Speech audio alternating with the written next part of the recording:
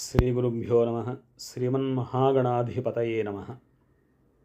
మృక్యద గణనాథునకు మృక్యద వైకుంఠపతికి మోక్షప్రదుకున్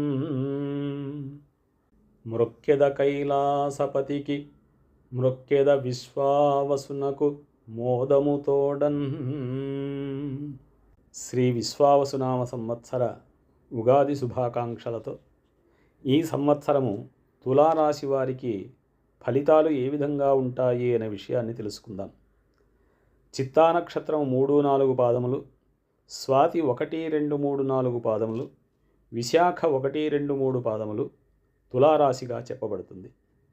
ఆదాయం 11, వ్యయము 5, రాజపూజ్యత 2, అవమానము 2.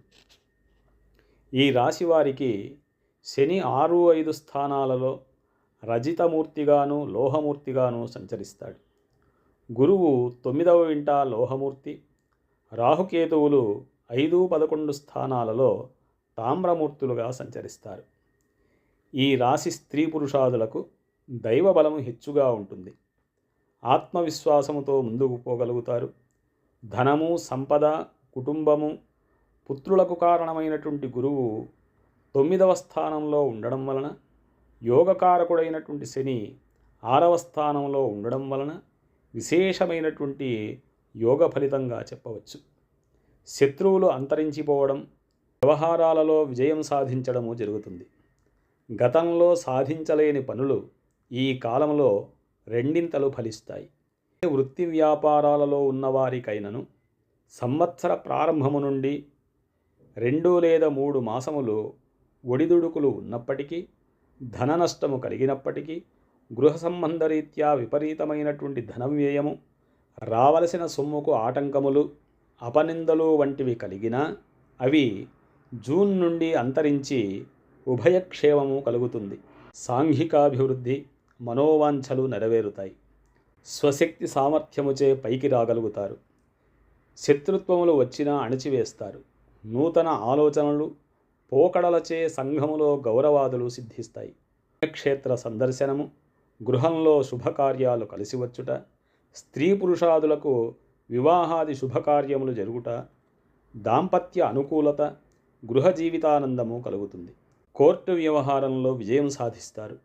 అన్ని రంగముల వారు శ్రమకు తగ్గ విశేష ఫలితాన్ని పొందుతారు. మీ అభివృద్ధిని, నడవడికను చూచి సహించలేనటువంటి వ్యక్తుల వల్ల అనుకోని బాధలు వచ్చినా వాటిని తట్టుకొని ముందుకు వెళ్ళగలుగుతారు. నూతన వాహన లాభం, భూలాభము, గృహము, స్థిరాస్తులు లభిస్తాయి. ఫైనాన్స్ వల్ల లాభాలు, విశేష భోగభాగ్యాలు కూడా అనుభవిస్తారు. మొత్తం మీద ఈ రాశి వారందరికీ కూడా గురుబలం వలన చక్కని జీవితము పొందగలగడానికి మార్గం ఏర్పడుతోంది. గత కొద్ది కాలంగా పడుతున్నటువంటి బాధలన్నీ కూడా తొలగిపోతాయి. కానీ రాహువు వలన కొంత ఇబ్బంది కలగడం వలన ఈ జాతకులు సుబ్రహ్మణ్య స్వామిని ప్రార్థన చేయడం మంచిది.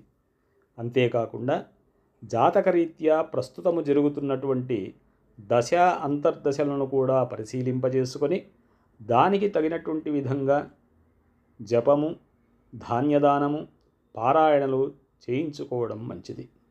విశేషంగా ఈ రాశివారు సుబ్రహ్మణ్య ఆరాధన, సుబ్రహ్మణ్య స్వామి యొక్క క్షేత్ర దర్శన చేసుకోవడం చాలా మంచిది. సర్వే జనాః సుఖినో భవంతు. స్వస్తి.